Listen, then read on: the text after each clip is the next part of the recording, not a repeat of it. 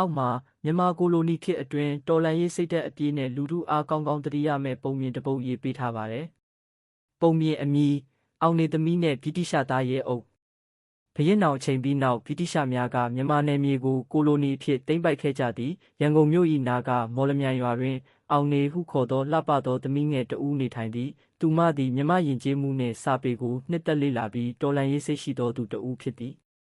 တနေ့တွင်ဗြိတိရှရဲအုပ်ကြီးတဦးဖြစ်သောမစ္စတာဘရောင်းသည်ရွာတွင်သို့ရောက်လာကကျောင်းများအားပိတ်သိမ်းကာမြန်မာစာကိုတင်ကြားခြင်းကိုတားမြစ်ခဲ့သည်အောင်နေသည်ဤအပြုမူကိုခံမနေနိုင်ပဲတိတ်တဆိတ်လျှို့ဝှက်ကျောင်းလေးကိုဖွင့်ကာအရွယ်ရောက်သူငယ်များကိုမြန်မာစာဖတ်ခြင်းသမိုင်းနားလည်ခြင်းများတင်ကြားခဲ့သည်မစ္စတာဘရောင်းသည်အဲ့ဒီသတင်းကိုသိရှိသောအခါသူမအားဖမ်းဆီးရန်ဖမ်းအမိန့်ထုတ်သည်သို့သောရွာသူရွာသားများသည်အောင်နေကိုဝှက်ပေးပြီးသူမထံသို့လှည့်လည်ကသတင်းပေးကရဲများအားလှည့်လည်လောင်ဖြောက်ပေးကြသည်